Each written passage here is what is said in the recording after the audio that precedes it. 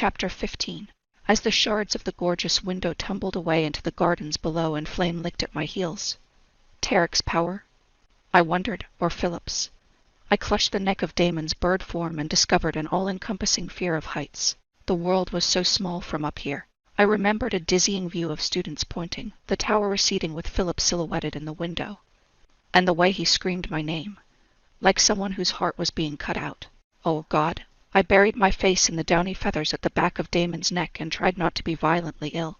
This was too much. It was all too much. We made it almost to the top of the next big hill before Damon had to land. At first, I thought he was flying lower to avoid detection, but from the slowing beat of his wings, it was clear that he was exhausted. Damon, I pitched my voice at what I was pretty sure was an ear. Damon, you have to land. The bird's head shook stubbornly, but it wasn't long before he was struggling too much to stay aloft. One of us, after all, didn't have hollow bones. He only barely managed to hit the ground without crashing into it. And I went rolling away over sharp rocks and what seemed to be a truly unfair amount of brambles. Oh, I tried to keep my voice low. Nicky. He had transformed back, and he was trying to make his way to me, but he was too exhausted to stand. Are you all right? Yup. I pushed myself up, trying not to wince too openly, and stood before I gave myself time to think about how it would hurt. I had learned, over the past few days, that this was the best way to keep going. The moment you started to fear future pain, you were crippled by it. I went to kneel down at Damon's side, hesitating before laying a hand on one sweat-soaked shoulder. After everything that had just happened, it seemed like I might be the last person Damon wanted to be touching him. But, like the issue of my missing memories, my mind skittered away from the idea of what I had learned only a few minutes ago. Right now, this moment with the breeze and the rocks and Damon utterly exhausted, seemed about as much as I could handle. I focused on the details. The hair at the back of his neck was dark, plastered to his skin, and his chest was heaving. Are you all right? I asked quietly. I had seen him perform stunningly large spells without so much as blinking. Seeing him like this worried me. I'll be fine. He managed something sort of like a smile, and managed to sit all the way up. For a moment, we were just two people who were exhausted for some reason that didn't matter. And I had asked a nice question. And then Damon ruined it by being logical. We need to keep moving. My voice trailed away. Thinking about that meant thinking about what had just happened. When you were running, the only thing on your mind was what you were running from. I bowed my head. I was so tired. It's not safe to go back, Damon said simply. His voice said that he saw my exhaustion, saw it, and was warning me not to give in. The certainty in his voice was like a blow. It didn't matter, all of a sudden, how sure I had been that Tarek wanted me dead. Now I wanted to be wrong. But you could talk to him, I said desperately. And the Koimil. No, his brown eyes were bleak. For anyone else, I might have had a chance of convincing them. But you, he broke off. And I helped you, he added. He sounded lost. He had helped me escape. He'd thrown his lot in with me, and I didn't want to think about that. It was too huge, and I didn't want to be wondering if he regretted it. You could go back, I told him. I looked away so I couldn't see the expression on his face, and cast around for some sort of answer. Tell them. You knew Philip wanted me, and you had to get me out of there so there was no possibility of that. And I hurt you and escaped. It could work. But it couldn't work, and we both knew it. Or you could bring me back, just like I'd pushed myself up without thinking.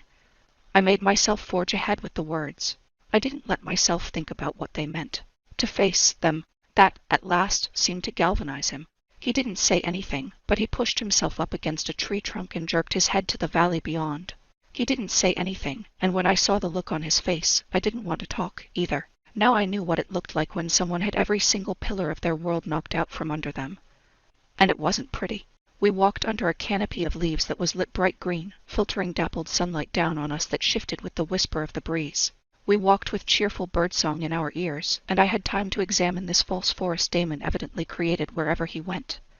A hidden path through the world. It was beautiful. It wasn't any different from a real forest, I realized. I saw beetles and, once, the bones of a squirrel mixed with the leaves.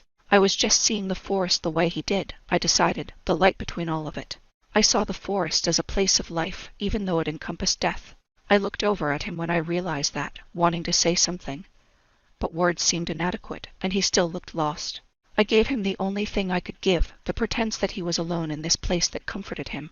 To distract myself, I wondered if we were walking through cities or across highways. And sometimes I thought I caught a glimpse of the world as it truly was. The glimpses became more frequent over the course of the day, and I noticed that we weren't moving nearly as fast as we had on our approach to the Acadam. At the top of the hills, the view flickered madly, hills dropping down ahead of us, light glinting off skyscrapers that were there and then not there, roads blinking into existence as they wound through trees that shifted and grew and shrank. "We're far enough away now," I said finally. My voice rasped in my throat. We hadn't talked all day, and neither had we stopped for food or water. Damon was leaning against a tree, clearly fighting to stay upright, but he shook his head. Whatever was driving him, he couldn't bring himself to stop. It was clear that he'd keep going until he dropped. It was also clear that wasn't going to be very long, which meant it was up to me to get him to do so. With many choice internal words about the ridiculousness of proud men, I sat myself down on the ground and nodded to a patch of leaves nearby. "Well, you can do whatever you want, but I'm not going any farther until I've rested." I closed my eyes so as not to see his protest, and after a moment I heard him slide down to the ground in defeat. I could hear his breath drawing into his lungs with a wheeze, and breathed deeply to avoid opening my eyes and reading him a lecture on working himself to death. Neither of us spoke until night fell and the moon had just broken the trees. I had decided to let him speak first, and he'd been too locked in his own misery to do so until then. "Everyone knew but me," he said finally. I was careful not to look at him. This, something told me, was the sort of confession that didn't want to be acknowledged. It just needed to be spoken. It was right there, he continued helplessly. What Tarek was doing. It was obvious. I was the only one who didn't know, and that was just because I didn't want to believe it. I broke. The self-blame in his voice was too much. "So you believed him? What does it?" "People died," he said flatly. "That's why it matters." "Is that so bad?" The question dropped into the silence before I could stop myself.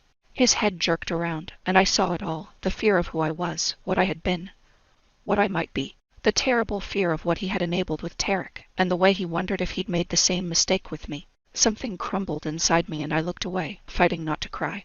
"I don't mean it that way." I spat the words over my shoulder at him. "I mean it exactly the opposite way. Tarek made sure there wasn't. Another one of me. Maybe it doesn't sound great when you talk about killing children. Maybe in some black and white sense that's wrong. But if someone had killed me when I was 5 years old, 50 million people wouldn't have died in the plague I made. Nicky. No, saying it made it real, and I had to make it real.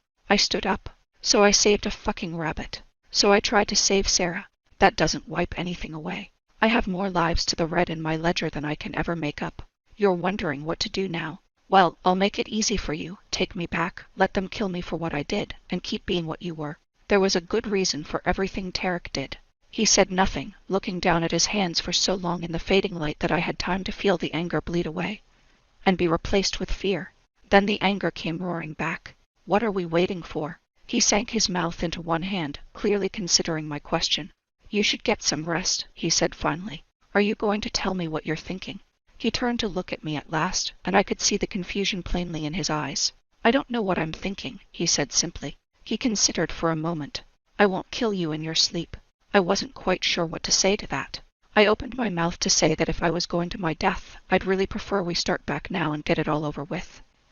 And then I remembered that mass murderers didn't really get to call the shots. I thought miserably, deserved every moment of fear I got. I lay down on the ground, facing away from him, and stared into the underbrush sleeplessly. "We'll talk more in the morning." His voice was so quiet that I didn't think he meant me to hear. I hunched my shoulders and said nothing. All I could pray for now was that sleep would claim me soon, so I didn't have to think about this. If I had known what was coming as soon as I closed my eyes, I wouldn't have prayed so fervently for it.